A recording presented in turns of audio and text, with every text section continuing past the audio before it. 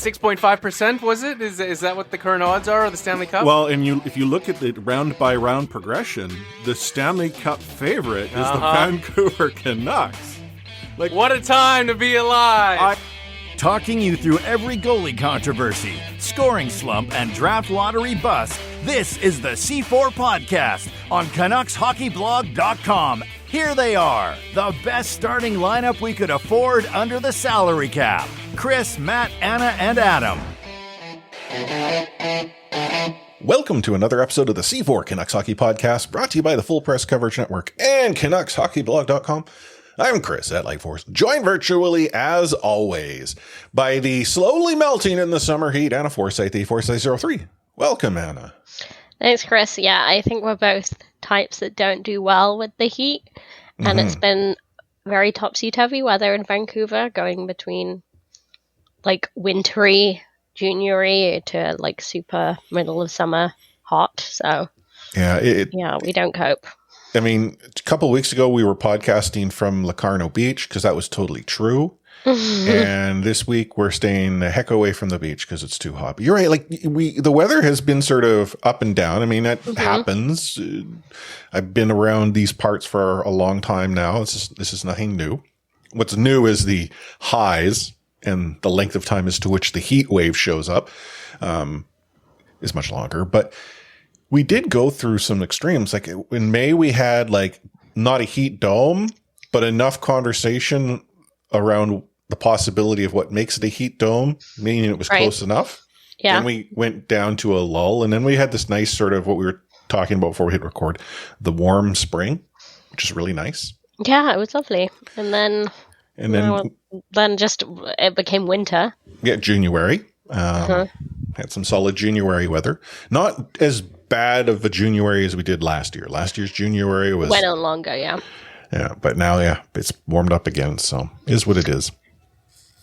I know, classic Vancouverites complaining about the weather. Yeah. Speaking of the heat, NHL Awards happened, moments ago. So hot off the press. Yeah, and then we have the entry draft happening in just a couple of days. And then free agent frenzy this upcoming weekend. So if you're an NHL fan, it's hot, hot, hot. You like what I did there? Yeah, I do. I like it. But in the last 2 weeks, the Vancouver Canucks decided they needed to ensure we had some content to talk about. So we'll get into OEL and how he's OUT. Whether or not we might see Ethan Bear back in a Canucks uniform and when that might happen, as to who they might be interested in. And hey, NHL, you really know how to stick your foot in your mouth. And when you have one in there, you always think you got room for another. So we're going to get into a decision that the league made just a few days back regarding theme nights. But before we do, let's get into Rewind. So Oliver Ekman-Larsson is a Canuck no more. He was at one point the player that everyone and their dog thought would be bought out. I mean, I think that was almost believed to be what would occur when the Vancouver Canucks, reach that point of needing to free up some cap space. Yet when the first window opened up to allow for that to happen, it didn't. And that reinforced a lot of the messaging that we were getting out of the front office, specifically Patrick Allvin saying, I don't see the value in buying out a player. It's a not good way to spend money. We think we have the flexibility to make things work. Apparently they didn't. Yeah. I mean, just in the last episode, we were talking about, who's going to play the big defensive minutes for Vancouver because, like it or not, like the players like OEL and Talon Myers play a lot of minutes. They eat up a chunk of minutes there. Obviously, Quinn Hughes is the workhorse of all workhorses, but yeah, it was past the point where I thought something was going to happen. It's not like the most shocking thing in the world, but yeah, I thought they were done and they were trying to figure a new way around it. Well, I think the new way around it that the Vancouver Canucks thought they had available to them was a trade with an amenable partner who didn't want to take them to the cleaners over the fact that they were the only team in the red. Yeah, I mean, like, there's definitely no appetite for OEL. Like, anywhere on the trade market. Like perhaps like what? I don't necessarily think the Canucks were trying to trade OEL. No. I think they were trying to find flexibility elsewhere, but there Right. wasn't a team out there that was willing to go in and accept that we're going to take a contract from you. Right, and I think Connor Garland was maybe one of those players. Brock Besser, maybe a while ago, was one of those players too that might be on his way out just if there was the price. But Canucks didn't like the price of the trades that they were being offered for those players, clearly. Well, that's not to say Connor Garland won't get traded, but certainly not right now. You know, from what I understand to have taken place was that it's not that, to your point, that teams weren't interested in a Connor Garland or a Brock Besser. It was that the price that they were willing to pay was significantly discounted, knowing that the Vancouver Canucks were in a position of absolutely no negotiating strength. You know, one might argue, well, the Canucks can choose not to accept the deal, and they chose not to. Yeah, but the other teams are okay with that, knowing that like Vancouver will have to do something. Now, what did they elect to do? Well, they bought out OEL. And in doing so, they went from I think it was like $1 million-ish over the cap to now having like about $6.5 million in cap space. That was how significant the buyout was in this particular or this upcoming season. The dead cap space is like $150,000 or something like that. Yeah. However, that is just next year. You know, the season after, that's 2.5-ish. It's like that for, I think, a couple of years. And then for, you know, now until, you know, time immortal, it's like 4 million or something like that. Like so just to goes up and then comes down again or something quickly like that. Go over the real numbers here. Next year it's 146,667. Mm-hmm. Year after 2,346,667. Okay. The next 2 years it is 4,766,667, and then it goes back to 2,126.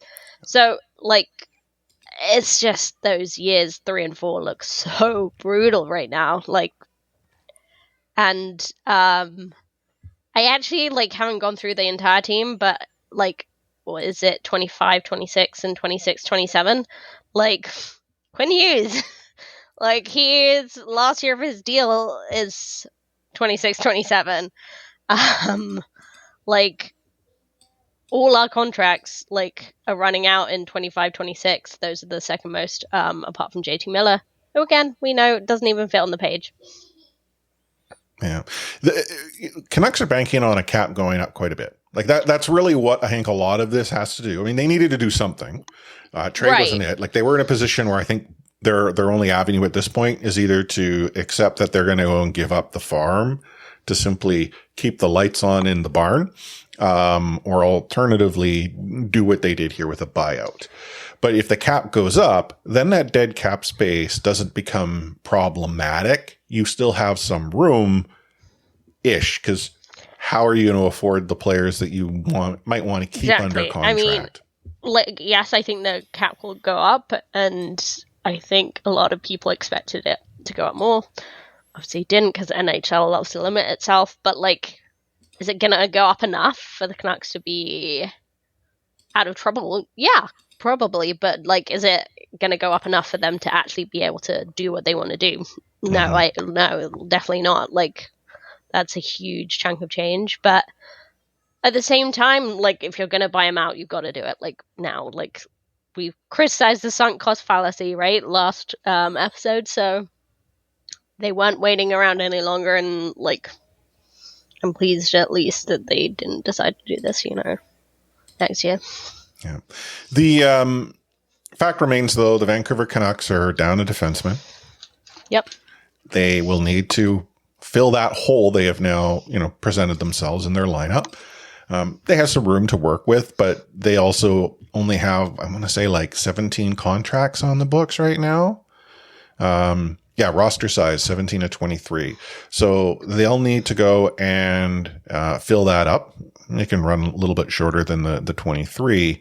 But the Canucks are in a weird spot. They need to go in and bring in some players while at the same time looking at who ended the season on, LTIR and injured reserve and how they might factor in to the lineup. So, there's a lot of different dominoes that still remain standing that may have to fall for us to get a better picture of what the Vancouver Canucks will look like going into the 22-23 season, or 23-24 season, sorry. Yeah, and looking at that blue line, obviously we've got Ethan Bear. Who may or may not be back. May or may not be back. Him having shoulder surgery, while necessary, is a complicating factor, and I can understand that. But at the same time, again, we need some D-man.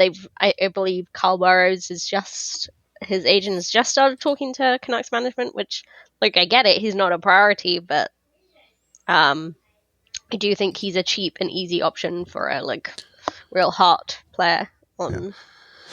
Well, I think it's safe to say the Vancouver Canucks would like Ethan Bear back, but they don't want to pay Ethan Bear the money he probably would have been able to get himself, albeit restricted. If he's not going to be Ethan Bear. Yeah, exactly. The Canucks are in a position where I believe they have to qualify to retain his rights. Exactly. They may, but then Ethan Bear is also arbitration eligible. So the Vancouver Canucks would have to go into this saying, if we go in and we, qualify at the bare bones minimum to retain rights, and the said player goes and takes us to arbitration, are we willing to risk the arbitration could take us to a spot where the player will get more than we're willing to pay? It is this weird sort of, chess match that I think has to play out. And based on the scuttlebutt that we're seeing from, those much closer to the scene than you and I ever will be, the Vancouver Canucks aren't maybe as keen to do a deal. And I think that prior to this injury, I think that it was pretty straightforward. So it'll be a shame if he goes. I liked him. Obviously, there's some weaknesses to his game, taking the puck out the zone being the major one. That's what you get Quinn for. Exactly, yeah.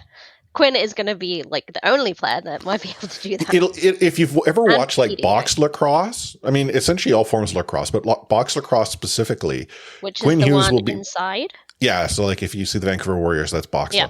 Yeah. So Quinn Hughes will be a defensive specialist who, the moment he gets the puck out of the zone, he goes off the ice, which isn't actually going to make a lot of sense because then he runs down to the other side of the bench, jumps on the offensive side too, because your defensive ringleader. But that's essentially what would have to happen. Is he's situational. He's coming off the bench just to get the puck up.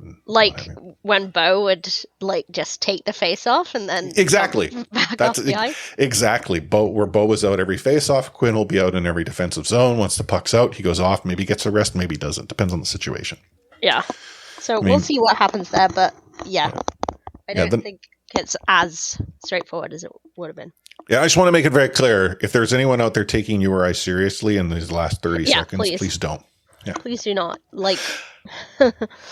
We are not the insiders. Maybe we're insiders with 13 Rs. Yeah, if that. So friend of the show, Jay, he had been, blowing the Lucic to Vancouver horn as loud as he possibly could. Now, for those that don't know, Jay actually played hockey with Luch growing up. So there is sort of a more familiar connection there than any one of us might have. Word on the street is that Lucic is going to explore free agency and Vancouver isn't in the mix. How interested Vancouver may have been, who knows? Yeah. There may have been interest. There may have been a tire kicked. But then I also wonder, is Luch possibly looking for some money that doesn't match what Vancouver's got to give too? Almost certainly. He's looking for a last pay deal, a big payday for the last possible time. I mean, who knows? Maybe he'll have a rebound and he'll be the hot free agent next year. But he's looking for his last big buck. And Canucks aren't really in a position to do that, and nor should they be chasing that. To be honest, I have my own personal reservations about Milan Lucic, and I've expressed them in Discord, and a lot of Canucks fans have expressed them online. And I think take those with a pinch of salt, but an aging guy on the downturn, like who needs to be overpaid on his next contract, like Canucks shouldn't be the ones doing that.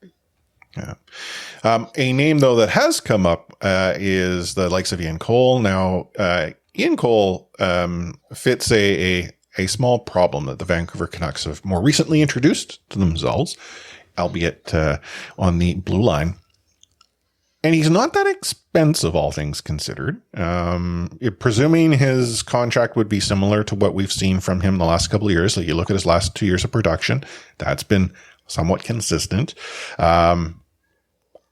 I am burned by the number of times the Vancouver Canucks have gone into the market and overpaid for a player. So if he can get himself a deal elsewhere and sign big money, great. I just don't want that to be in Vancouver. I think if Vancouver were to go and make a play for him, they would be looking at like his last season in Tampa. He was at $3 million. Prior to that, he was 2.9 in Carolina. So, like, and these were 1-year deals. So it's not as if he's gone and had a phenomenal season where you're like, oh yeah, here's your big money raise. I feel he's probably like 3 seems reasonable.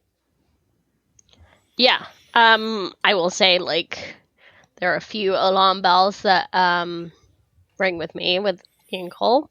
The number one primary one being him being accused of sexual assault and then suspended by the Lightning. I must admit, I did not know that. Yeah, I think that's obviously that was pretty recent in the last year or so. So yeah, then that's a player I wouldn't really want on the team. So yeah, that's the number one big red flag for me. But obviously the age isn't great. $3 million isn't a lot, but it's a lot for someone that's about to turn 35 and like isn't necessarily accelerating in any production. Well, so way. I mean, I feel that like if you sign for like a 1 year 3, I think like the contract for what you're getting is a reasonable number within the sense of a Jag blue liner, and the Vancouver Canucks are in a position where they need a reliable blue liner. Yeah. Knowing what you've just shared with me, though, yeah, I'm that's not in. Yeah. Like that's for me. It's like that's a non-starter as a fan. You're right. I would agree with that. I would say like also, I mean, does he take a like 1 year deal? Or I'm guessing he's looking for more. I mean, he'll take what he can get. He's the last 2 seasons he's had 1 year deals. Like he might look for something longer, but you know, let's be realistic. You've signed but he took a 1 year deal with Tampa. Deals. Yeah, with Tampa though. Well, and a 1 year deal with Carolina. Yeah. Okay.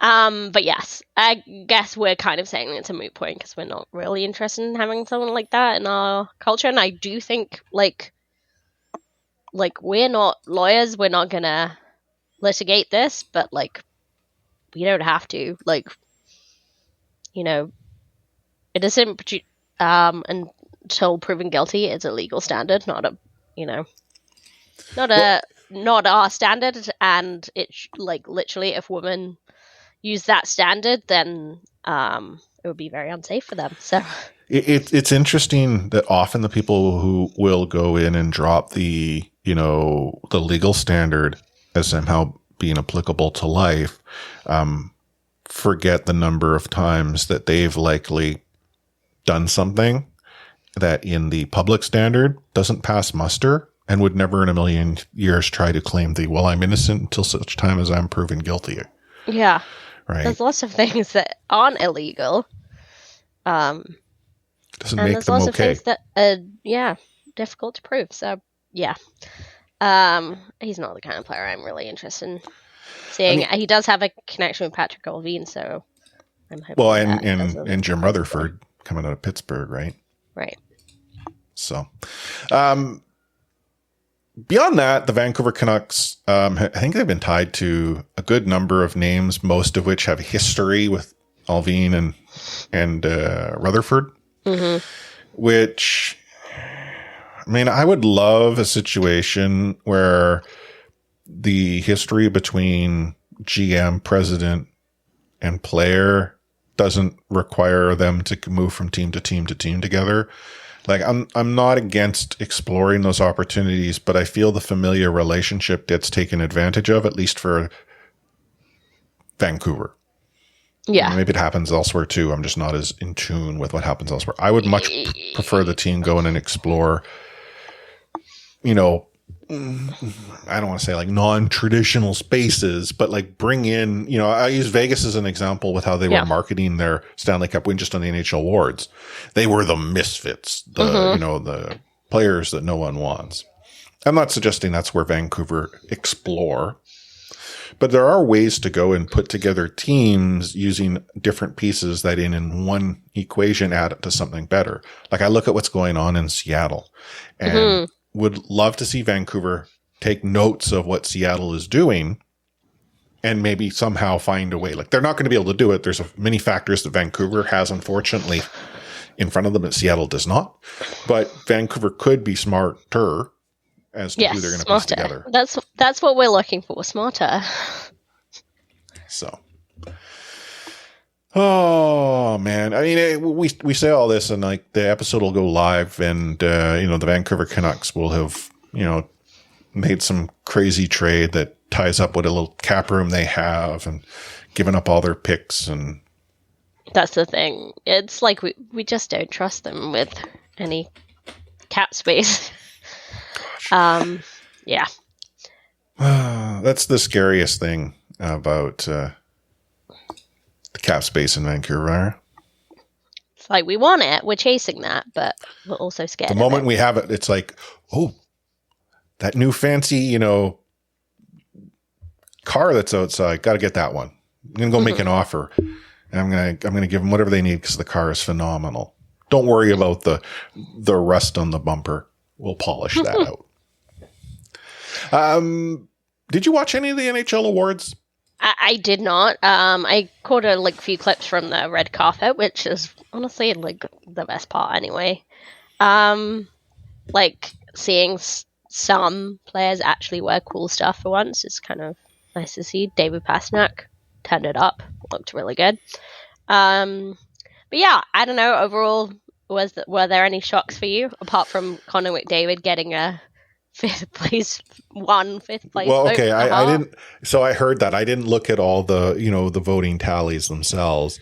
There are always going to be those out there that put names down that make absolutely no sense. Like someone had commented how Tocchet didn't get a vote for Jack Adams. It's like, why should he? And then someone's like, well, everyone going on how wonderful Bruce is, but look, Bruce didn't get any votes. It's like, why would Bruce get a vote? Yeah. Like, I don't even think Bruce would vote for himself, right? Like, yeah. Like, I think being in charge of one team for the whole season, should be. That's the prerequisite. Yeah, the low bar to clear. I mean, Jim Montgomery winning the Jack Adams, very fair. I almost wanted David Pastrnak to win.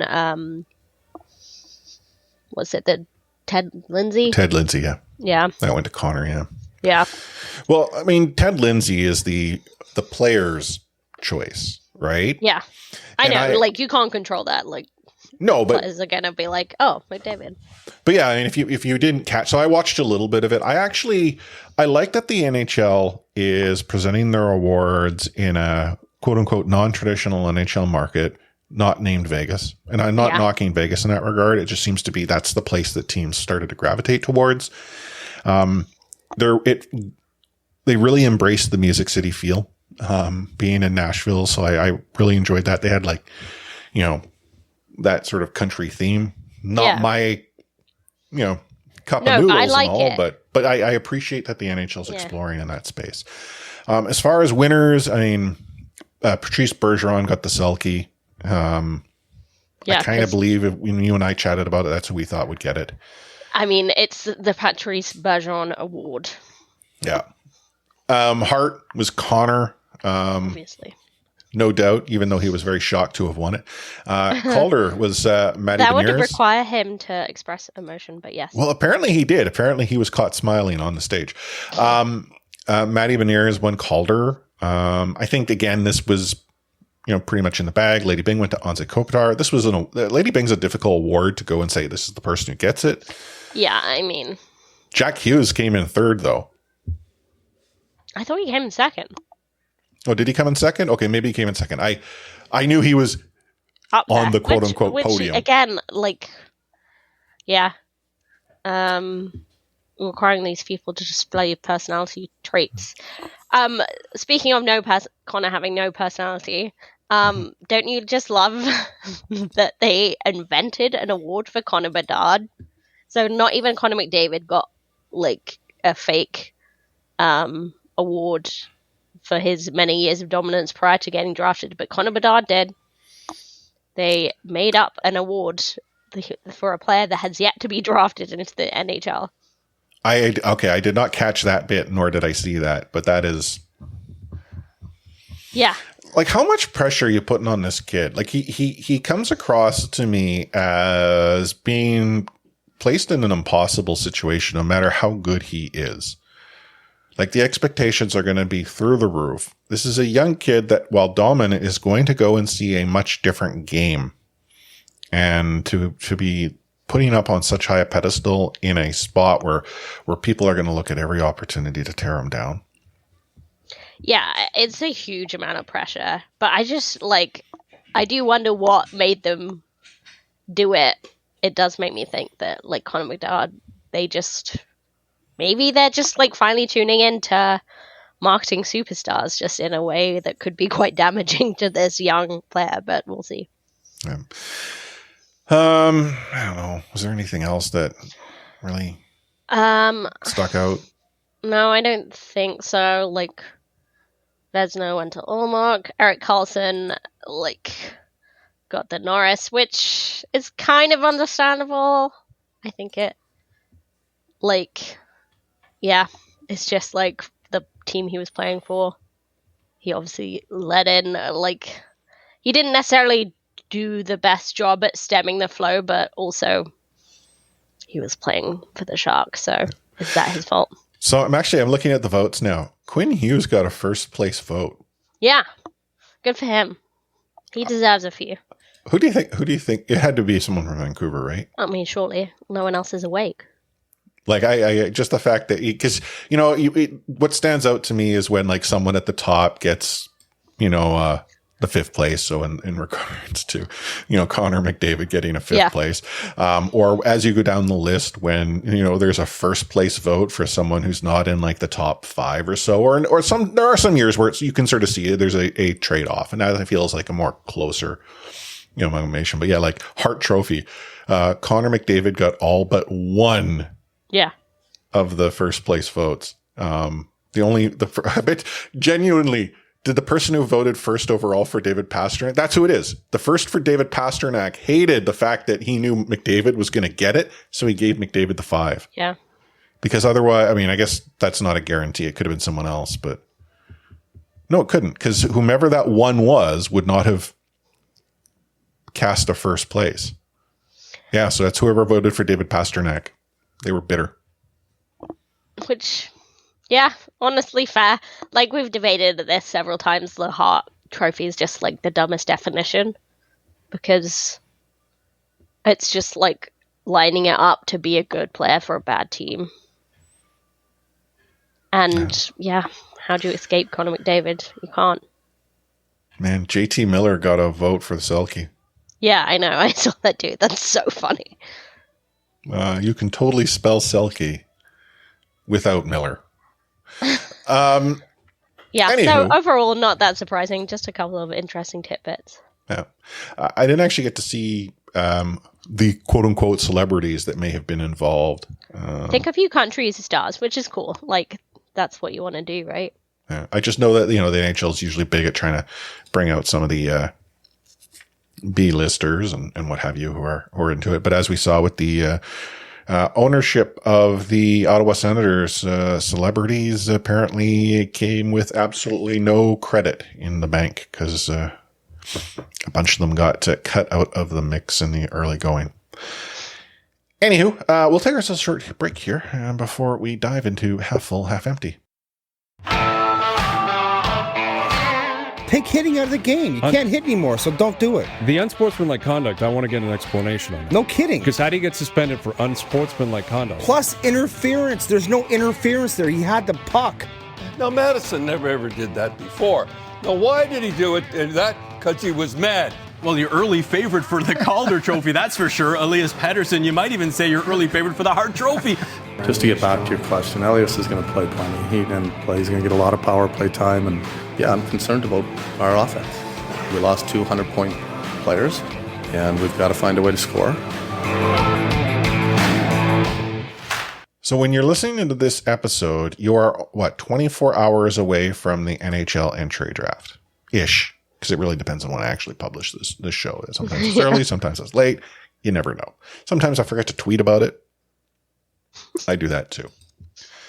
Yeah, obviously, because of arena availability and whatnot, the NHL draft is starting on a Wednesday. Well, I mean, it has, I think, more to do with the calendar. Or you're right, arena availability in some regard, but also the calendar. Like, it can't happen July 1. It has to happen before. And the way the NHL season ended, there was a tighter turnaround required of it. Yeah, but which was in turn affected by arena availability during the finals. Small. It turns out I was right, sort of. Small little detail. I like how it gets it's just the first round, gets underway 4 p.m. Pacific. The Vancouver Canucks are where they are. Yes, they are where they have always been. Vancouver should have gone after Taylor Hall, because now that I know that Taylor Hall's being traded to the Chicago Blackhawks, that explains why they won the lottery. I mean, if the Canucks were smart, they would have gone for Hall. They would have made a deal. Even just for his rights. Like, throw a third-round draft pick for his rights. Yeah. That was an interesting trade today, I guess. But yeah, everyone's making the Taylor Hall and first rounders joke. Yeah, I mean, if Chicago don't in some way succeed this year, that's a big worth. Well, they're not trying to succeed. The players to which they're going to be drafting has been placed on a pedestal, and there's a lot more going into that. But Vancouver is 11th. There has been talk of a couple teams behind them wanting to move up. Nashville being the more recent one, who's making it widely known they'd like to find themselves move. So I'm going to ask you again. I asked you this question 2 weeks ago, but 2 weeks of time have passed. What type of deal would it require the Vancouver Canucks to have on the table to accept an 11 pick going elsewhere for something later in the draft?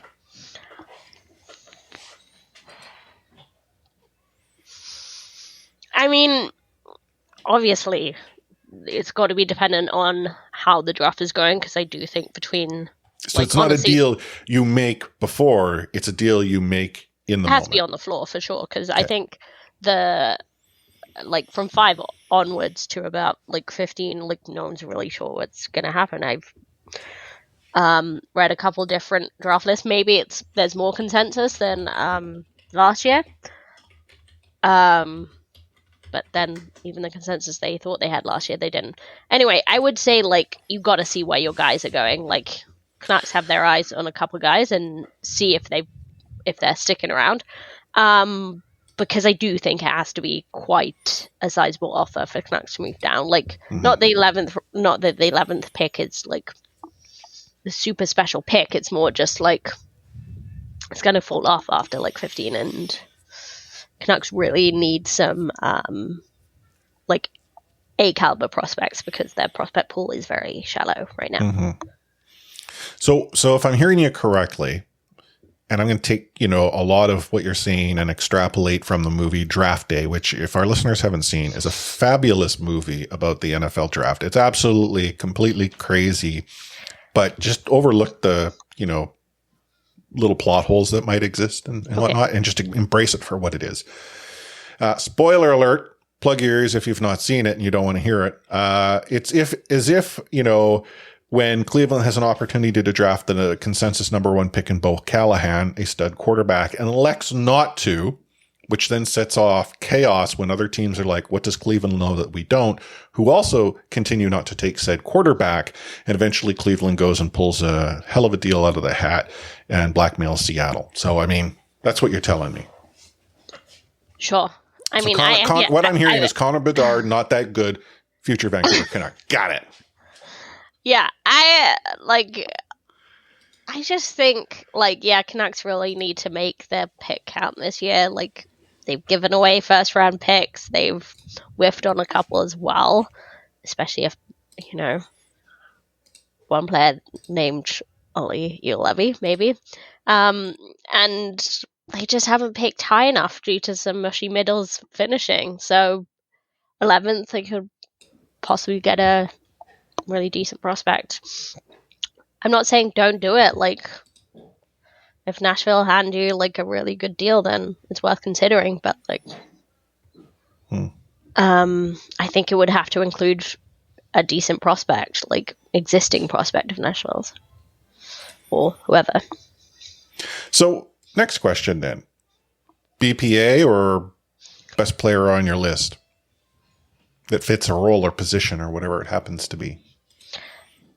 That's the thing. I think, that's just never a question. Like, that's never a straightforward question. Like, your best player available might not be, the other people's best player available. Boston were apparently playing some 4D chess with their crazy picks from a few years ago when they had picks, 11 to 14, whatever they did. I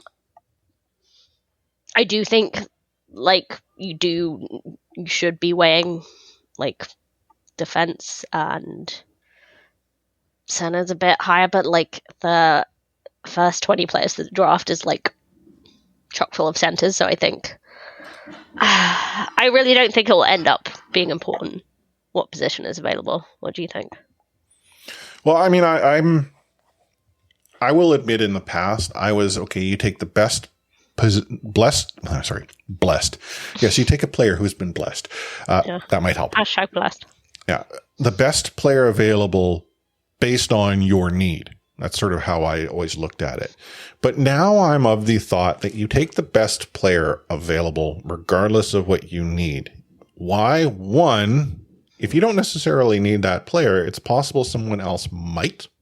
Two, it's a whole lot nicer to have more than what you need, because how often have we seen the Vancouver Canucks in a situation where they don't have enough of what they need and then start exploring free agency or making bad deals because they're just in a situation where they have to go and sort of stock the cupboard. I would like the Vancouver Canucks to be in a situation where that cupboard was so full and overflowing that they could actually help grow and develop players that might not work out in Vancouver or be what Vancouver needs in the moment or in the next years, but then can take that and swing a deal to get more picks, more prospects, more opportunity. Does that make sense? Yeah, it does. I mean, I think that's the thing. You're not picking a guy who's going to get inserted into your lineup at number 11, are you? So you could be in a very different position by the time that player comes to actually play with you and develop with you. And yeah, by that stage, you might be using them as, trade fodder. And, you've seen Canucks do it actually to fairly, I don't want to say success, but some of their recent trades, they've been able to flip prospects for stuff they need more, and prospects that are not working out with them, move on, and Canucks get some better prospects in return. So, well, you have to give Vancouver credit. They have also uncovered players that have become serviceable NHLers later in the draft, where other teams may not have had as much success. And I feel a lot of that has to do with the Vancouver Canucks having a list of BPA. And that's where, to your earlier point, who we think BPA is and who another team might think BPA is can always be different. But as long as you have your list, you're like, that is the best player available. Here are the reasons why. and sort of stick to that as opposed to here's the role we need to fill. Yeah. And yeah, there's been like some really decent, value, as you say, like Canucks have found down the draft, but like in the last season, they've picked up like Josh Bloom as a prospect for Riley Stillman, who was not working out whatsoever in the Bo Horvat trade. Like he did pretty decently out of that with a roster player, a very good AHL player plus a pick. So, you know, like it's not to say like, I think that's why you pick smartly, and that's why I think you give yourself the best chance at getting a player who may help you down the line, either on your roster or as a bargaining chip by like making that higher pick count. Not their 11th super high, but it's higher than they've had recently. So. Yeah.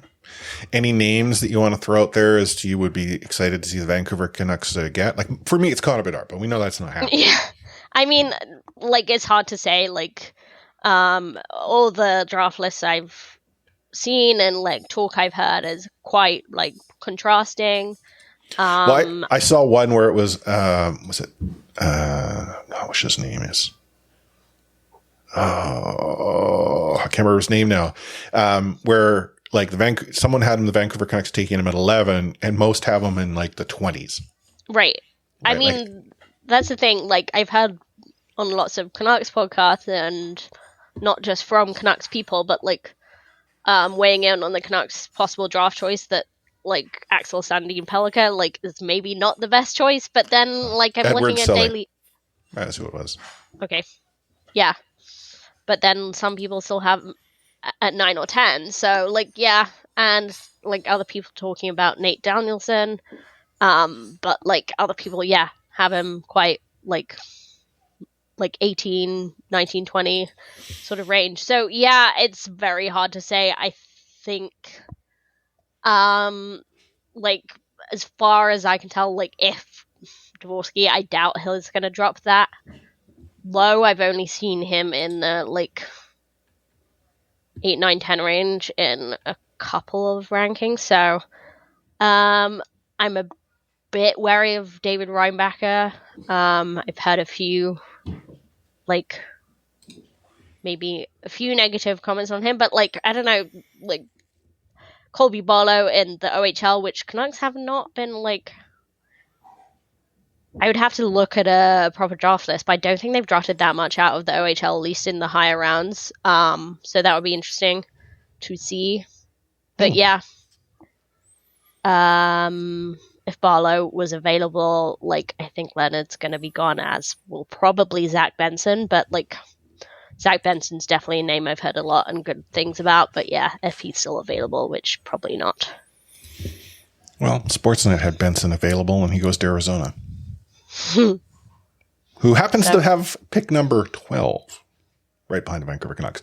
I don't follow enough of I don't follow the A. I don't really follow junior all that much. I will admit everything that I've seen 1 through 5 seems consistent-ish. Well, Yeah. 1 is 2 to 5-ish, and it trickles off. And then as you start to get deeper, it's not as if there aren't good players to be had. It's just then whomever is putting the list together has different factors that they're weighing in. Mm-hmm. And that might be, oh, hey, this player is this type of style that the Vancouver Canucks need to have. And there you get off the BPA. Now you're going for best available for need. Yeah. And I know Simachev, like people have talked about because he's oh no, I'm having a mind blank, but Dino Klimovich's agent and why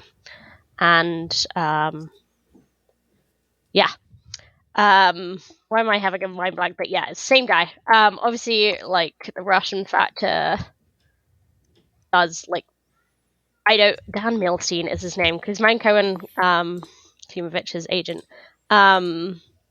who is a good wheeler dealer, let's just put it that way, But yeah, Canucks have clearly shown that they're not shying away from the Russian factor. So he's a possibility as well. Obviously, he's at D. That would be like drafting it like positional need a little bit. But at that stage, it's just whoever they like the most, because it's, as you say, there's so much disagreement. Yeah. Oh, well, in 2 weeks' time, we'll get together and we'll be like, hey, here's who the Vancouver Canucks drafted. Presuming they hold on to the pick and don't do something crazy, which we're not ruling out. No. We'll take another brief break here and F it.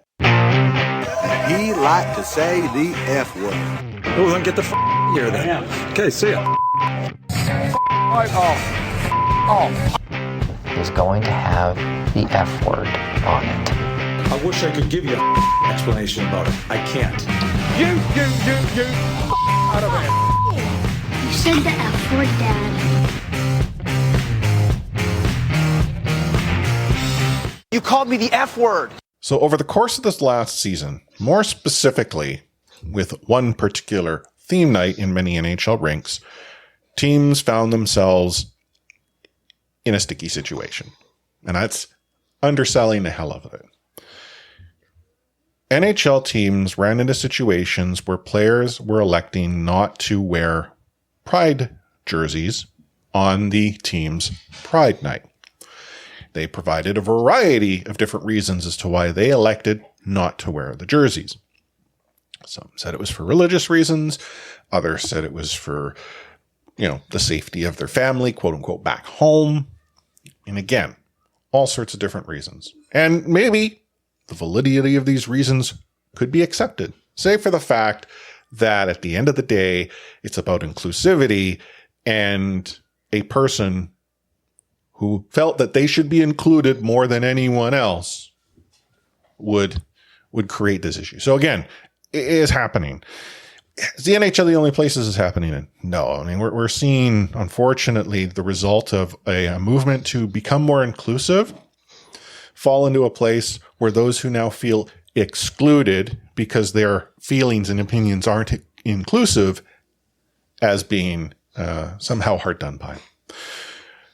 So what did the NHL decide to do? They decided to be bold.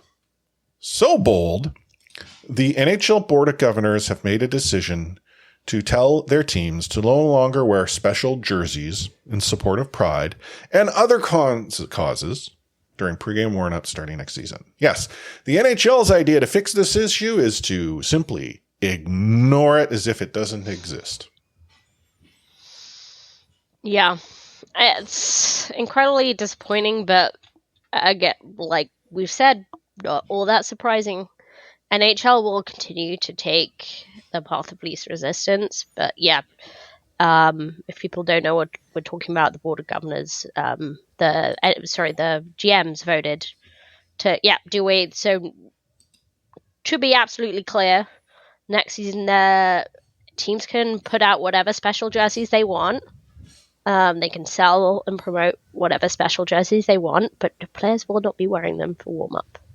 Yeah. And it's just a shame, right? Like, it's just bowing to the vocal minority.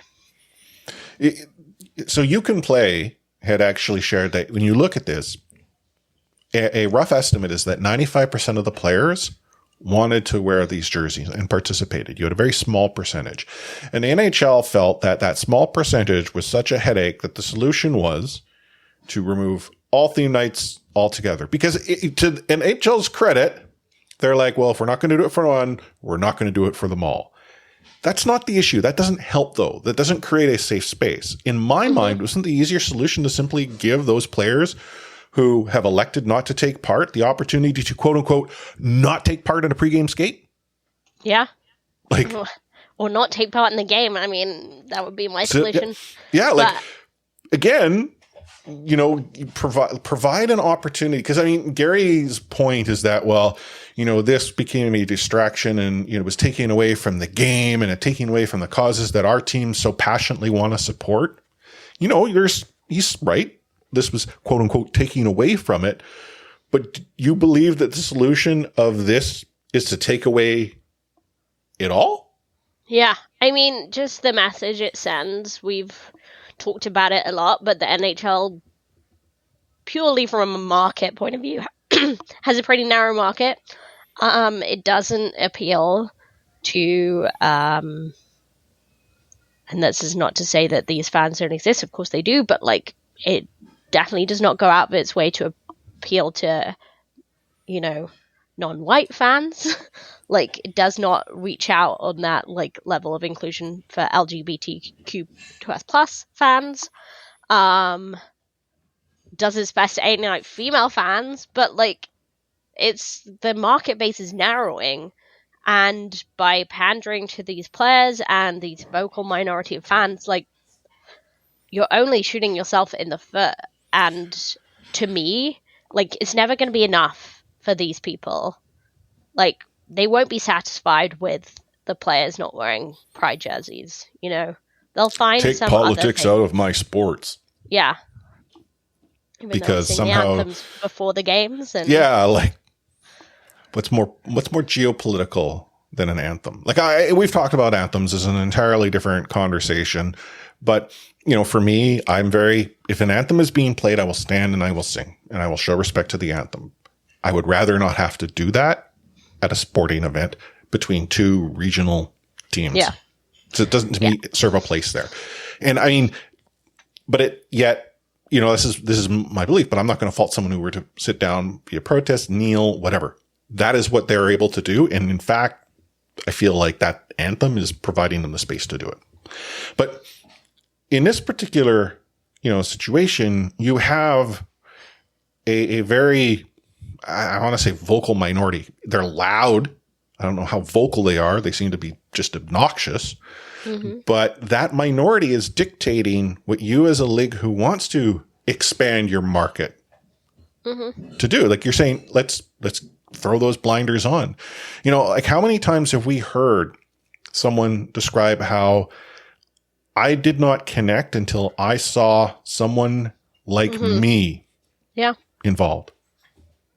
We've talked about it on our show where, I mean, let's just talk in the context of, LGBTQ, 2+.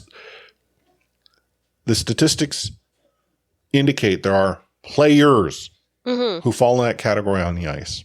What have you told them? Exactly. What do you tell the fans that just say, like, literally, I don't see anyone like me that plays this sport. I don't know if there's a place for me even watching the sport. And by teams putting on these jerseys, by like players, their heroes, people they follow, putting on these jerseys, is not just a case of like the promoting and designing and selling these jerseys would do the same thing. Like you've got to have the players engage with it. Otherwise, really, what are you doing? I mean, we've seen players going to pride marches this past week, and I think that's really the powerful. Type of leadership I would like to see more of, right? Like, days after this announcement, Toronto has their pride parade, and there's Brian Burke walking with an NHL pride jersey, NHL themed jersey, pride themed in that. I mean, Brian Burke is very supportive of You Can Play, and I would love to see more players simply, okay, you're not going to let us do this and you're going to set rules that are on their jerseys. Well, here's what I'm going to then amplify beyond that. I'm going to be much more vocal about inclusivity and how hockey is for everyone. I'm just going to go and, before I was supportive. Now I'm going to make up for that deficit and more. Like that's what I would love to see more of from players within the league, right? It's that significant cultural shift. Force the league not to necessarily be embarrassed, but force them to come to where you are. Because I don't necessarily believe embarrassment will, because unfortunately old boys club will then go the opposite direction. But you show them that there's money to be had there. There's a market to be had there. You make the business case almost. Anyhow. And can I just say, like, I was trying to remember who I'd seen recently on Twitter, like, going to pride parades, because I was pretty sure it was a Nashville player, but now I'm, like, can't 100% remember. if I'm like a gay teenager looking this up, trying to find out, I Google NHL Players Pride Parade, and almost every article is about like players refusing to wear jerseys on Pride Night. So like it doesn't even cut through like the actual good news stories. So like it is a shame. Like I hate how our geopolitical situation is such that inclusivity is somehow considered a problem. Yeah. Right. And I mean, it is in a broader sense bigger than what we're seeing with the NHL. But how often have you and I talked about the NHL just having opportunities to evolve, to become better, and the response is head in the dirt, nothing to see here, let the news cycle move on to something else, and then we keep doing what we're doing. Yeah. And it again, in the context of Canada and the United States, the NHL, I don't know off the top of my head statistically how they're performing, but I can't imagine that they've been improving their market share. Mm-mm. And in Canada, I mean, NHL has been and probably will, not forever, but will be for quite some time to be number one. But the moment some of these more Canadian regional operations or sort of second tier leagues, like, you know, the Canadian Football League, they have their own struggles and problems, but if the Canadian Football League can figure itself out and start to compete for that share, if the Major League Soccer, you know, can figure things out. In Major League Soccer, I got to give them credit. They tend to be much more progressive in that sense. You know, they can improve their product and provide, and grab more. It's like, hey, and they have a perfect opportunity coming up when Messi makes the, you know, trip over to Miami. Yeah. You have, I mean, Major League Baseball, they're going in the same direction in the NHL right now. NBA is already there, but the NBA has unfortunately got other issues. And then there's the NFL, which NFL is, I mean, it's, they're almost too big to fail, and they know it. Unfortunately. I mean, we've talked about this before, but like, I know Steven Stamkos said tonight about, he was asked about the like issue with the jerseys, and he said, you know, it's a shame that the distraction becomes a story. I don't think it has to be that way. I think they need to write it, like, you know, media needs to be writing about the players that did wear it and not the players that didn't. I mean, to me, I'm like, you've got to report what's happening, so I'm not going to blame the media. It's the nature of how we consume media. I mean, and this is not a matter of, oh, this media operation is fake news or anything of that sort. It is, right? It's the extraordinary piece that, oh my gosh, this person is doing something that's completely off norms. And I think, you know, Stamkos is correct. You know, to me, it is off norms. So why is that newsworthy? Let's normalize and accept inclusivity as being the message. Yeah, totally. And I think you know, players, management coaches need to take the responsibility there of, you know, like if a player says they don't want to wear it, then it's up to you as an organization to either like get them to comply with the message of inclusion. You can warm up in the hallway today. Or like, you know what? Enjoy the popcorn in the press box. Take the night off. It's all good. Like, I feel like you're right. I mean, there are ways that the room can fix this problem. But that is in a grander scheme, hockey culture, and that is problematic as could be. Oh, man. What a league. Anyhow, we are at the end of a show, as we generally get to within an hour-ish. I want to give a plug out to Buy Me a Coffee, which I do at the end of every show. Sometimes I do at the start. Just to shout out that you can support us financially by going to support.c4podcast.com. And where you could quote unquote buy us a coffee on an individual basis. We consider the money going towards pints. Alternatively, you can support us on a monthly basis or commit to a full year. And that gives you sort of a discount on the monthly bit. Anyone who does support us, right now, I've got some stickers. I will send you a sticker. Couple of months of support, you're going to get a sticker in the mail. So you get something out of it. And anything else that we might, think of down the road to try to add greater value to your support, we will. And it's just as it stands right now, we're not in the position where we can do that so easily, but we are definitely exploring it. There's also the C4 Book Club, which, Anna, I will pass the mic to you to talk about. Yeah. So discussion has already started in Discord about our book club book, which is Boy on Ice by John Branch.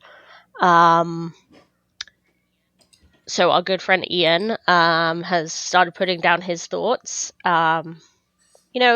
If you have started this book and you have some thoughts, you don't need to be finished. We're not, as we said, sadly, this is a well-known true story, so we can't really be going into spoiler alerts. But, come join us on discord.io/C4 podcast, and we'll start talking about Boy on Ice and Book Club, continuing the conversation of, NHL culture and the problems therein.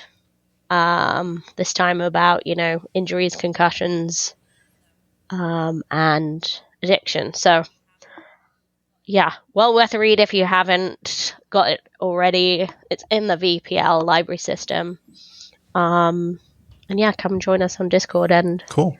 As Anna said, Discord is discord.io/C4 podcast. And then you can find us online at the C4 podcast on most social media platforms.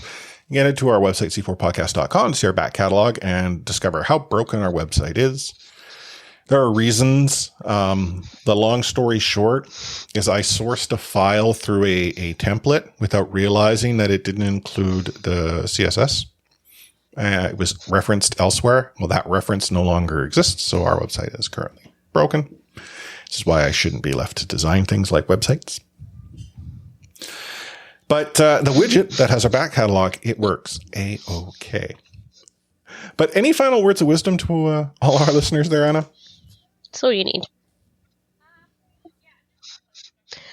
I'm just going to close the book on our conversation earlier on the NHL once again failing its fans, players, anyone of LGBTQ plus and their allies. I would just say, I remember once being on a New York subway and I saw an advert for a storage unit. Don't ask me why it didn't really advertise the unit. All it said was, if you don't like gay marriage, don't get gay married. I think it's as simple as that. If you don't support the issue, you sit down and shut up and sit this one out, because, we need to get on board. Inclusion is the message of the day. And the NHL is failing its fans by remembering that. All I have to add to that, and this is just more in a general sense, be a better human than the human you think you are today. And I think if most of us, if not all of us, were to take that to heart, the world would be a much better place.